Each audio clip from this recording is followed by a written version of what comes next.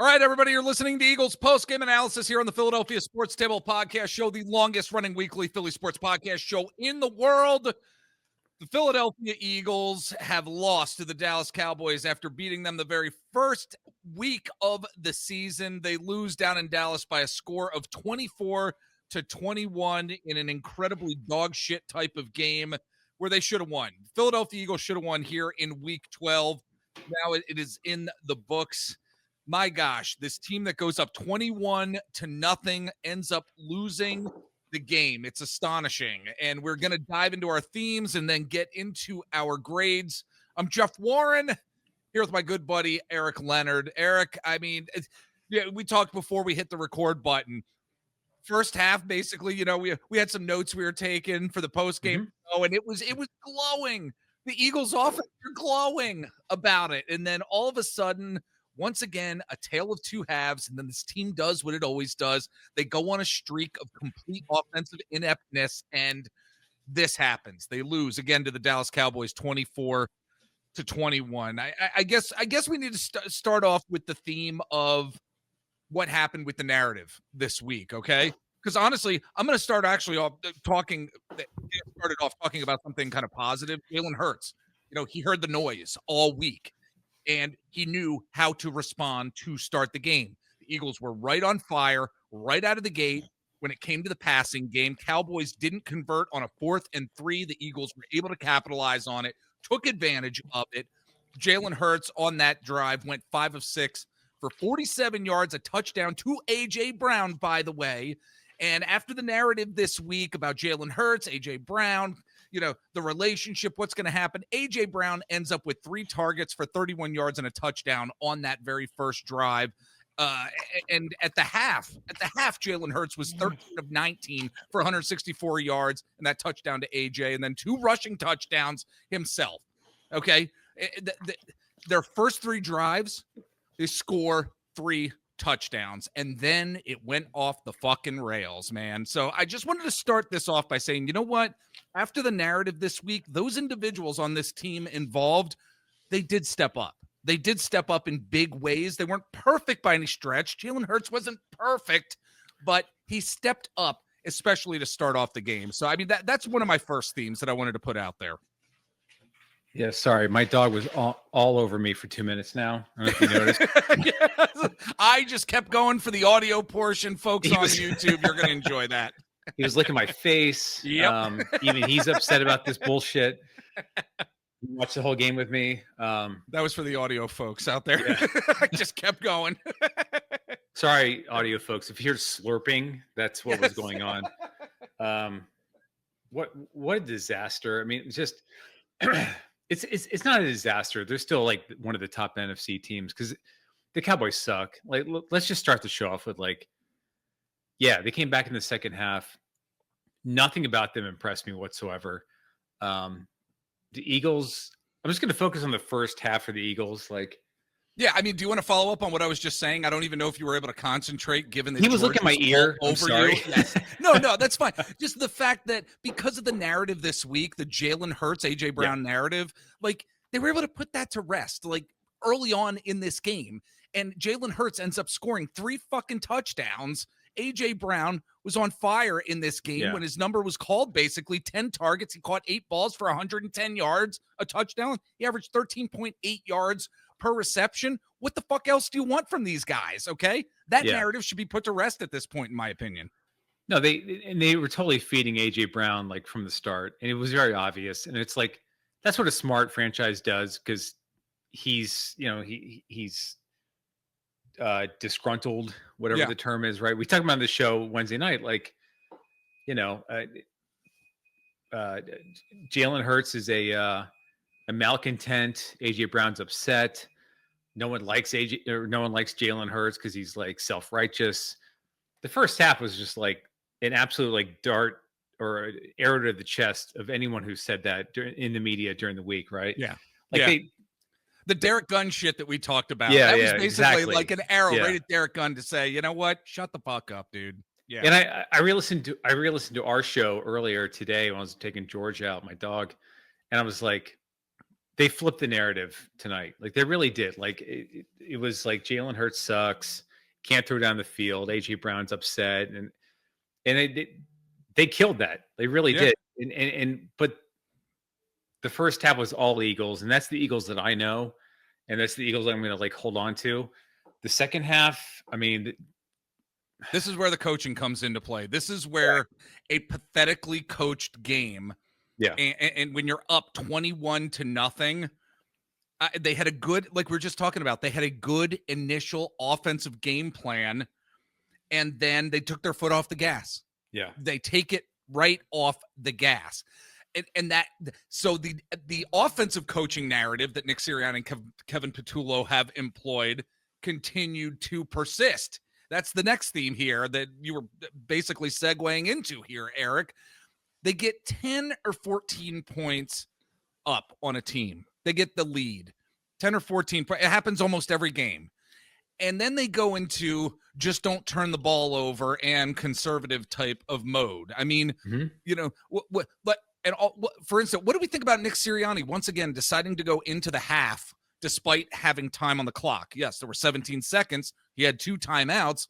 But what do we think about that? And we've seen this before with Nick Sirianni and Kevin Patullo as well. And this is exactly what A.J. Brown has been talking about. The offense completely missing drive after drive after drive. Terrible adjustments, just dumb mistakes being made coaching and some stuff on the field. And I know I'm talking a lot here, but I want to go over the stretch because once again, we see the Eagles offense in their weekly stretch where they forget entirely how to move the football down the field. Dominant, like we said, their first 3 drives, then the subsequent 5 drives, here they are. 3 plays for -2 yards. They got a punt. And then right before the half, 1 play, 1 yard, end of the half. And Nick Sirianni still with 17 seconds and 2 timeouts says, no, we're just going to go into the half with a 21-point lead. Next play, which is right to start the second half. 3 plays, 3 yards, and a punt. 3 and out, right to start the second half. Then 6 plays for 18 yards, then a punt. Then 3 plays for 7 yards, and then a punt. That is 14 plays for 27 yards on their subsequent, quote, 5 drives. And the conservative nature of what those plays were on those 14 plays, man, like this is enraging over and over and over again every single fucking week, man. Like this is what A.J. Brown is talking about. And nobody should be pissed off at him for it. Nobody should be. No, I'm hoping like nobody is pissed anymore at A.J. Brown or Jalen Hurts, honestly, after this game. Yeah. Because they deserve all the accolades for the first half, and they deserve no criticism for the second half, for the most part.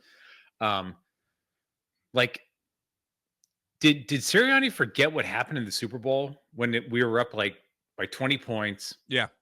And shot to the jugular, knife to the jugular with the Devontae Smith pass. Like that's the kind of mindset I want to see again. Like Sirianni he's a complete asshole in a good way. And like, that's what they have to keep doing. Like foot to the throat, team is down, throw the 60-yard pass, kick their fucking ass. And that they didn't do that tonight in the second half. And that's like, this is your rival. Like this is the only team who has any shot of meeting, like getting up to you in the NFC East. And a pretty piss poor defense, by the way, who they should have beat. Yeah. But the defense did enough, honestly. They held them to 24 points. Like, no, I meant Dallas's defense is a piss poor defense. Sorry. That the Eagles should have. They handled them 21 points right out of the gate, and then they just took their foot off the gas on a piss poor Dallas defense. And I don't care what people say. Dallas's defense still sucks. I watched it all night, and like they have 2 good tackles, a decent cornerback. So what? Like. Yeah, the Eagles should have won this game. Like, give up 24 points. You should have won 31-24 at least. Right. Like it's just so frustrating. And I honestly, I was trying to figure out, like, after the game was over, I was watching the TV and I'm just like, again, my first half talking points were like, this is simple. The Eagles are kicking their ass. This is the team they are. The post game is going to be simple. Like Zach Bond is a monster, Blankenship and everybody. But like what happened to that killer instinct when a team's down? You had them down, like beyond down. It was sad, and this team's not good. And you gave up that first touchdown to them in the second half, and just a bummer. Like you should kill this team. Like that was the feeling I had going into the second half. Like, let's just go up 34-0. Yeah. And just kind of chill, put your backups in. And they didn't at all. And I put the squarely on Sirianni's shoulders. That's Patullo on tonight. Yeah. And Patullo as well, because but Sirianni's the guy. He's the head coach. He is. Yeah. Yeah. No, I agree. I completely agree. And we also have to talk about another theme in this game that comes down to the rushing. The lack of rushing. You had one running back in Saquon Barkley carried the ball 10 yards. I'm sorry, 10 times for 22 yards. Saquon Barkley, 2.2 yards per carry. Tank Bigsby carried the ball one time for 8 yards. Seems like whenever he gets the ball, he's just getting huge chunk plays. But this isn't a reflection of those running backs. This is a reflection of an offensive line that, one, didn't have Lane Johnson. We're going to get into some injuries in a bit, mainly from a defensive perspective. Yeah. Lane Johnson not there.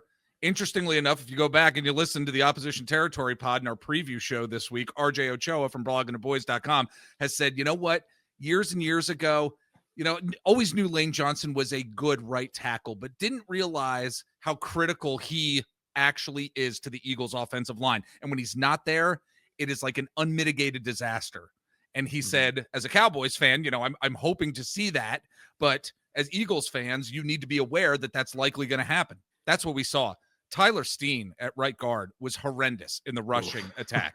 Fred Johnson was horrendous in the rushing attack. Even in pass protection, both those guys, the right side of the offensive line, not good. You've got Cam Jurgens missing blocks as well at center, and he's been nursing injuries as well. The Eagles offensive line was horrendous in the rushing attack tonight when they were only able, through their running backs, to give you 30 yards on 11 carries. And Jalen Hurts is your leading rusher with 7 carries for 33 yards. And a lot of those were designed, or a few of those were designed runs as well. This Eagles rushing attack is horrendous because of horrendous offensive line play. The depth just isn't there. And it's going to be a problem for the rest of the season, Eric. It's funny, you use the term attack. 18 carries for 63 yards total. 3.5 average. Yes, that's including Jalen Hurts, by the way.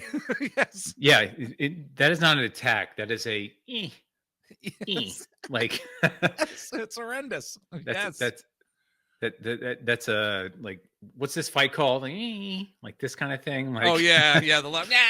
Yeah, like it's. And this is the perfect example of a game where you need the rushing attack because you're up 21-0 at halftime or whatever it was, and come out in the second half. Dallas got the ball, you got it back pretty quickly, and you just want to run clock and just like wear their defense down. And we just kind of handed them, not just like yardage, but the energy. It was just like, and I understand Lane Johnson's out, but you have a lot of good offensive linemen. And my God, really sad. But to Jalen Hurts' detriment, honestly, he probably should have made some better plays passing wise. I want to blame poo-poo holes, but the offense, the second half was just, it was like milk toast. Oh my God, beyond milk toast, the most boring, you weren't even trying anymore. And that's where I bring Sirianni back in. I always go back to the Super Bowl because that was probably the best game he ever coached in his life. Yeah. And he had the team down, foot to the throat, through the long ball. And it's you should have done that at least once or twice in the second half. Yeah.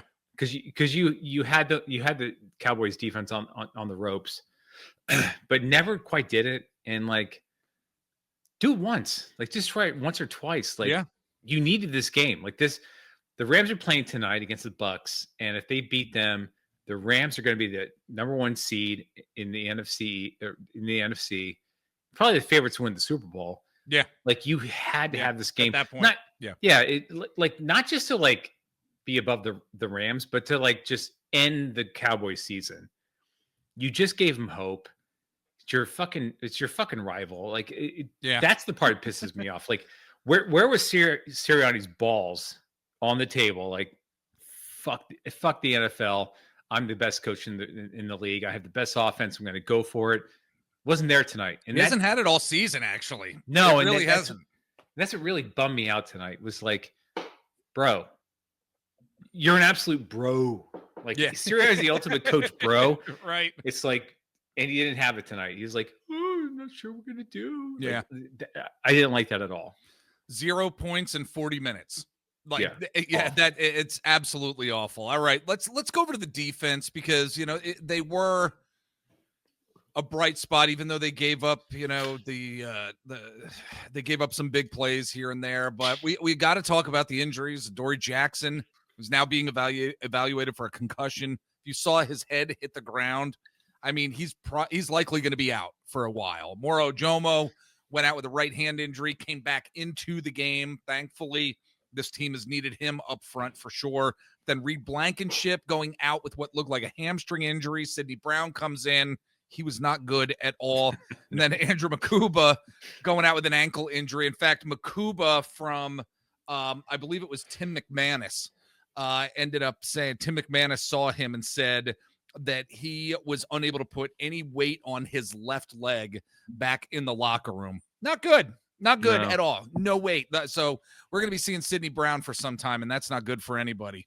No. But the defense overall, whether you're talking about the fumble recovery at the start of the second quarter, Reed Blankenship with the interception in the end zone. I got to read it real quick. Another interesting Tim McManus tweet.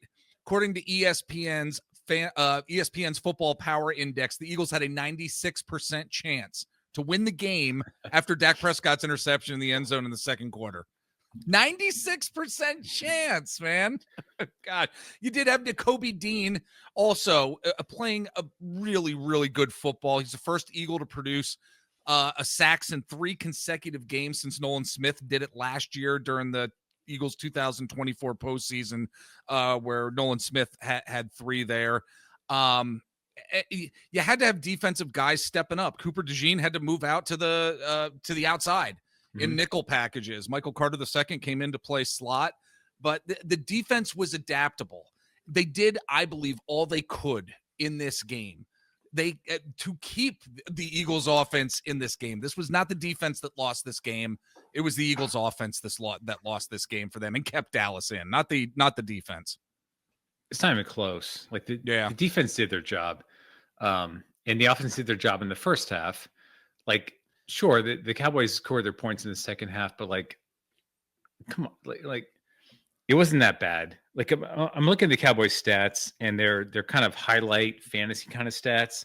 Like Pickens had his yards, Williams too, but like, Prescott had 354 for 2 touchdowns. It didn't matter though. Like a lot of it came in the fourth quarter too.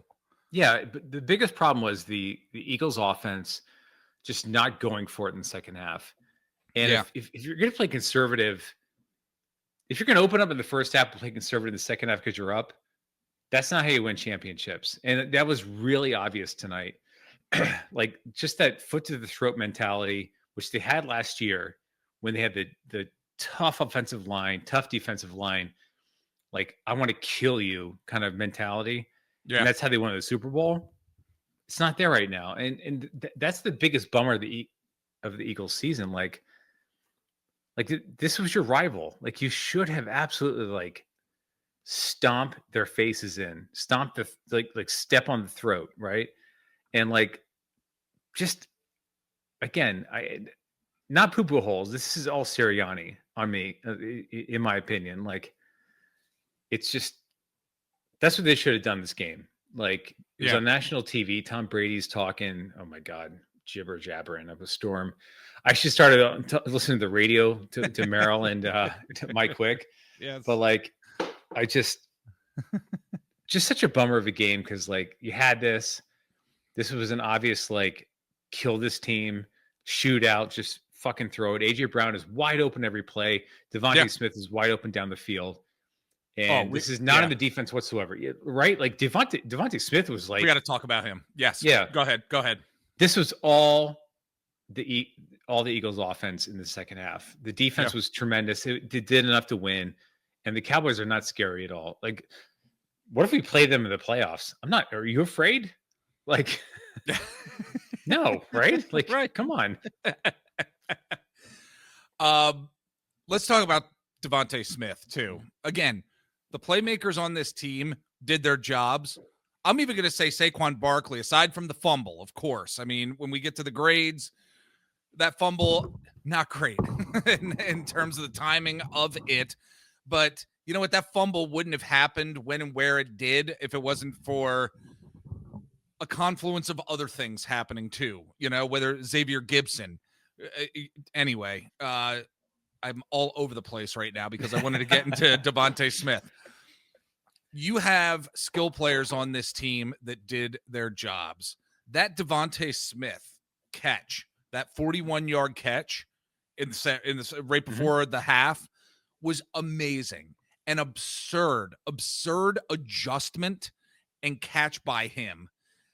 Some of the best body control of a wide receiver that I think that I have actually ever seen. He possibly has the best body control of any wide receiver playing the game today. And it just goes to show how critical he is for this offense and how this Eagles team needs him out there, giving him more opportunities. Yes, even more opportunities. He did have 11 targets today, which I'm very happy about. He came down with 6 balls, but 11 opportunities. Hell, I say give him more. Give him a couple more. Give A.J. Brown a couple more as well. Go up and grab those 50-50 balls because they're going to come down with them 9 times out of 10. And why? They didn't run the ball on 3rd and 12 there. That's what it was. It was 3rd and 12. We've constantly seen them running the ball on 3rd and long, and they can't run the ball. So what do? You have to get the ball to your great players and receivers like Devontae Smith and A.J. Brown. This seems simple, like some dope. I'm in my stupid little studio here. You're in your basement. You know, this is common sense. Yes. Look at the ceiling panels. I know. Look at them. I see you got the palette out of there with the flowers around it. It looks good. We could finally see AI. We got hockey going on here tonight. I know. Yeah. We'll get to that at the end of the show. Okay. We'll end on a positive note. Yeah. But really, where I'm going with this is use your skill position players because they're that damn good, and they completely got away from it in the second half, and it was really enraging. Yeah, like let your defensive players, like the skill players, like do their thing, right? Yes. And you probably have the best, maybe besides the Cowboys, like you have the 2 best wide receiver tandems in the league. Yeah. Just a couple times, just like in basketball, fast break, throw the fucking ball to them. Like just let them go, especially with Devontae Smith. That guy's a monster on the long throw. We saw him in the Super Bowl, like 2 or 3 times a game, just let it fucking go. And it happened once tonight. Yeah. He can adjust his body and do anything. He really can. It's incredible. I've never really seen it. He's a twig like me. He's a cinnamon stick leg twig. And it's just like, just throw to him, see what happens. Yeah. If you're probably going to get a PI if he doesn't catch it. Such a bummer, this game. It is. They have the best offense maybe in football, but they're not like letting go. Yeah. And that's the hardest part of watching this thing right now. They're squandering it. Yeah. They're just squandering it. All right, but you got any more themes before we head to the break real quick? And then we get into the grades. Any they should have themes? won. They should have won. Yes. Yes. I have never done a post-game show where I had all my talking points in the first half on my phone on my notes. I was like, oh, this is easy. And then the second half happens. I'm like, fuck, this whole thing just shifted. Like, I don't know what to do tale now. of two halves. Tale of two halves for sure. All right, we are going to take a break. But first, if you're watching on YouTube, like and subscribe to us. You can also hit that bell to be notified when we post new videos. We are going to be back in a bit. Stick with us. We got our grades coming. We'll be back in just a bit. All right, we are back again. The Philadelphia Eagles losing to the Dallas Cowboys by a score of 24-21. They are now 8-3 on the season. Going to do some grades here. Jalen Hurts, he went 27 of 39 for 289 yards, a touchdown. He averaged 7.4 yards per attempt. I'm going to be giving Jalen Hurts this week a B+. What do you give him? A-. He was really good tonight. He didn't make any mistakes to like screw the team over whatsoever. And I think after this week of like D-Gun, Marcus Hayes, all the ESPN bullshit, he did everything he could do to win this game. A- is great. Yes, that's what I'm moving mine up to. Yeah. Yeah. Yeah, no, go ahead. Yeah, he did. He did. He told D-Gun, you know what? Go shut your mouth and just, you and Marcus Hayes get on the treadmill. D-Gun, while you're next to the slot machines at the Parks Casino, yes. Like that's your career now. And Marcus Hayes sweating his nuts off on the in the biker shorts. Yes, he was really good tonight, and his coaching staff did not help him whatsoever. Yep. The biker shorts, folks. Go back and listen to the last show. Eric loves telling that story when he used to live there down in Philly, and he used to see Marcus Hayes at the gym. Just his gross, hairy legs, no bulge on the chest, on the treadmill. All right, running backs. Again, running backs totaled in this game 30 freaking yards on 11 carries, but the offensive line completely sucked tonight in terms of the run blocking. I'm going to give the running backs and Barkley with his fumble. I mean, I'm going to give them a C-. What do you give them? Give him a C+. Honestly, like 18 carry attempts. Yeah. Like 7 of those being Jalen Hurts. Yeah. So like, we're talking like you're up 21-0 in the first half. Why are you not, I know the offensive line was like kind of shaky tonight, but like, why not running the ball more? Like try to pound their defensive line, who's better now because of all the trades they made, and trying to make a dent into that. Like that's kind of a bummer. And it's classic Andy Reid. Like when he would lose games back in the day, run the ball for 12 times and throw for 40. And it kind of felt like tonight that's what they did in the second half. All right, let's move to the receivers. Receivers this week, my God. 289 total yards. Again, A.J. Brown doing his job. Devontae Smith, 6 receptions for 89 yards. He did his job. Dallas Goedert, I wish they had gotten him more involved. He was only targeted 2 times. Came down with both balls for 20 yards. And they got some other guys involved here and there with 1 and 2 catches here and there, whether it was Grant Calcaterra, Darius Cooper, Xavier Gibson as well. So I'm giving the receivers this week an A overall. I'm giving them an A. They did their jobs. They did what they were supposed to do for the most part in this game. What do you give them? It's definitely A. Just didn't happen in the second half, unfortunately. Yeah. But I don't put that on them at all. That's all the coaching staff. All right. Let's move to the offensive line. Jeez. I mean, pass protection, not horrendous, but it was not great. The run blocking was just terrible. Offensive line is getting a D- this week for me. What do you give them? A D. It's kind of sad that like what is he? 33 years old, Lane Johnson, 34. Yeah, he's right around there. Yeah. Like if he's not around, like this offensive line falls apart. Yeah. And it's kind of an indictment on their drafting. Yeah. Yeah. He's 35 actually. Yeah. Yeah. Like we can't keep relying on him year after year. Like it was Lane Johnson's back. He's the best tackle in football. Yep. He'll be 36 next year, guys. So like you have to eventually like draft his replacement. Yeah. Which not happen whatsoever. So and it's very obviously when he's not in the game, we're in a shitload of trouble. Absolutely. It's what RJ Ochoa was saying this past week on the Opposition Territory pod. All right, move over to the defense. Defensive line. Look, defense is going to get some glowing grades from me because they absolutely kept this team in this game. They continuously do.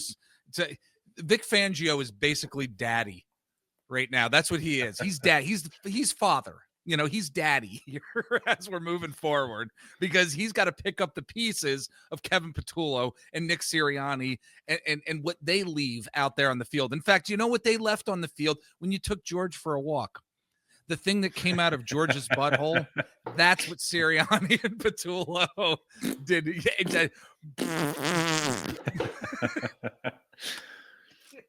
I mean, how bad do you feel for Fangio at this point? Fangio? I know. Yeah, he's daddy. He's got this young guy who's the offensive coordinator now. He's up in the booth, Fangio. There's got to be some hardcore resentment from him to this young. He's 44. He's younger than us. Yeah. But like, I'm sure Fangio is drawing plays up like, this goddamn shithead. I have all these great plays lined up, but you just fuck me in the ass. Like, yeah. Sorry. Yep. Third out again? My God. Like, what a jerk. Look, I'm going to give the Eagles defensive front, like I said, I think they did a great job. It doesn't say it necessarily on the stat sheet. There's only one sack on Dak Prescott. There were 6 quarterback hits, 2 tackles for a loss, 4 passes defended. But when it comes to this line, they were getting in the backfield. They weren't necessarily getting home, but the defensive line, I'm going to give them a B+ this week. What do you give them?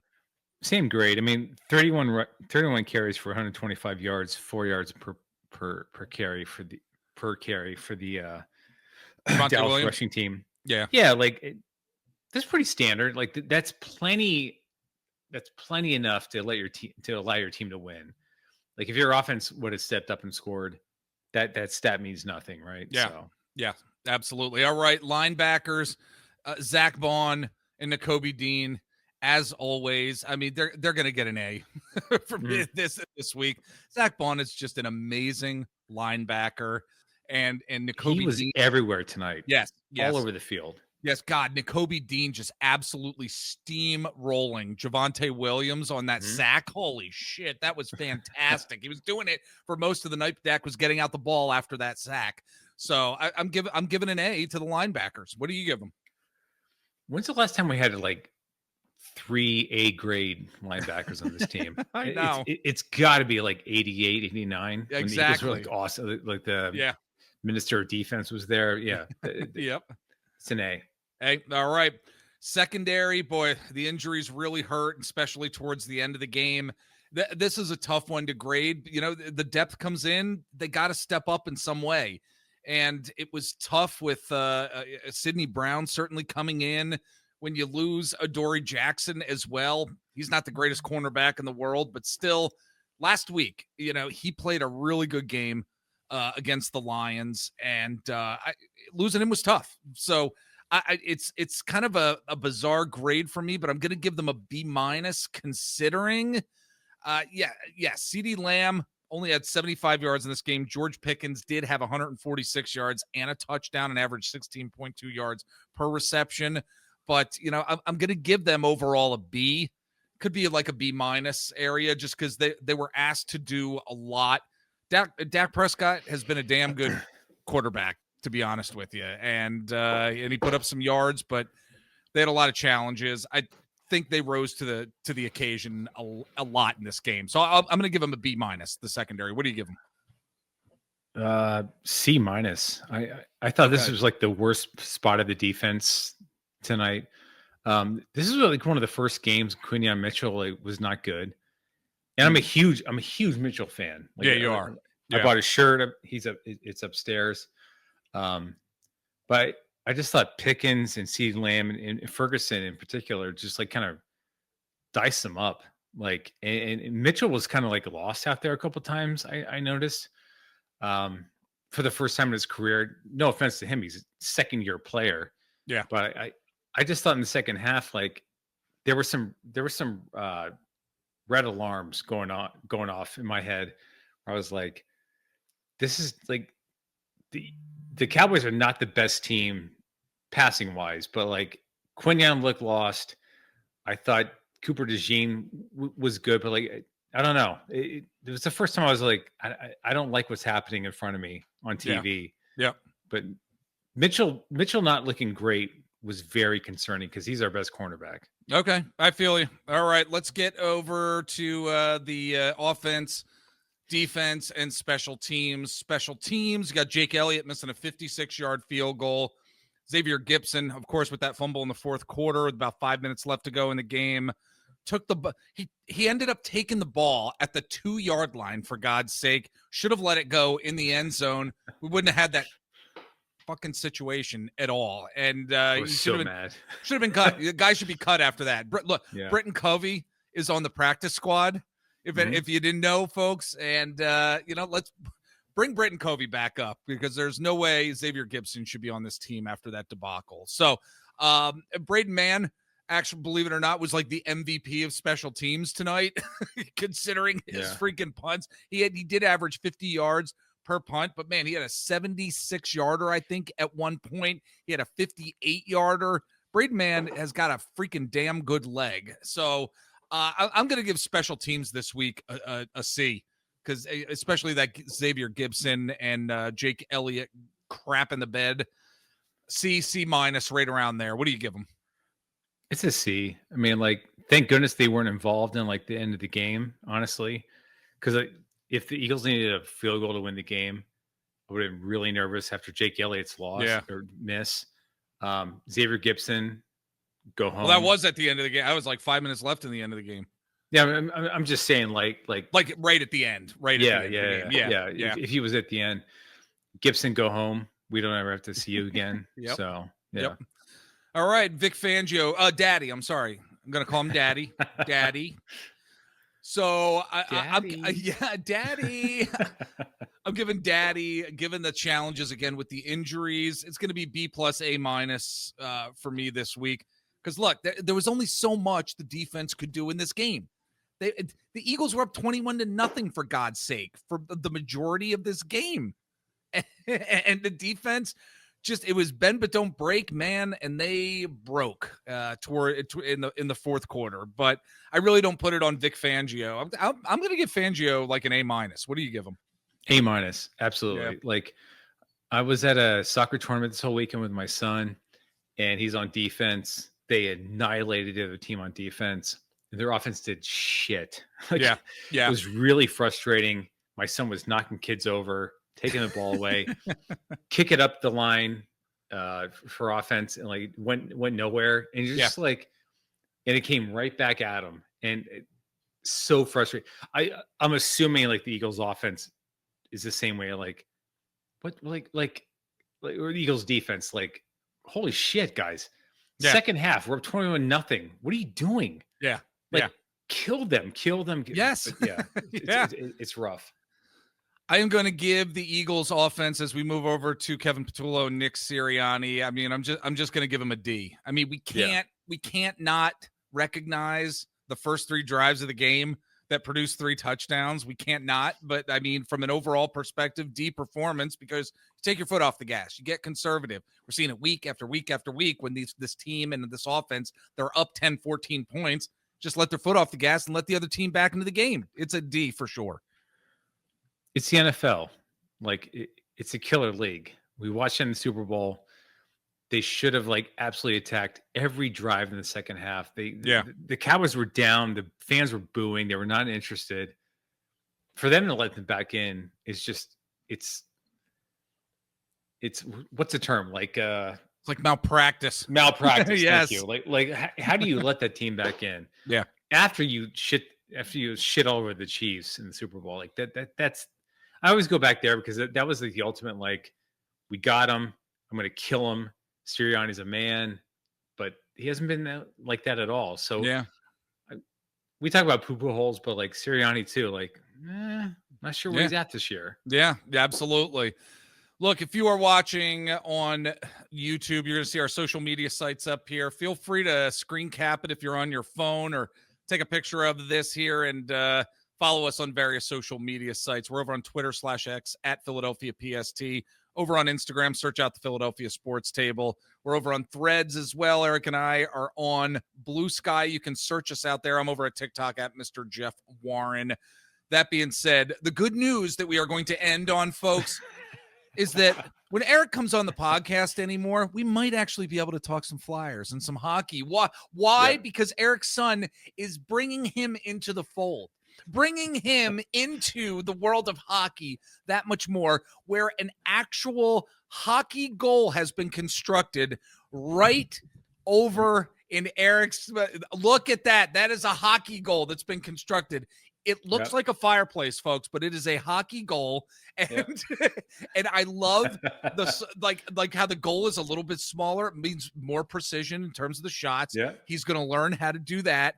I love the fact that we are going to be able to talk more hockey on this podcast with Eric Leonard, folks, aka Edgecombe Stan. I love it.